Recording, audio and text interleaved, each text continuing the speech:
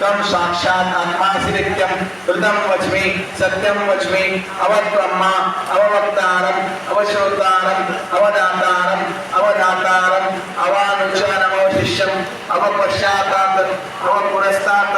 अवोत्तरातात् अवदक्षिणातात् अवचोद्वास्तात् अवाधरातात् सर्वतो मां पाहि पाहि समन्तात् त्वं वाङ्मयस्तं चिन्मयः त्वम् आनन्दमयत्वं ब्रह्ममयः त्वं सच्चिदानन्दादियोऽसि त्वं प्रत्यक्षं ब्रह्मासि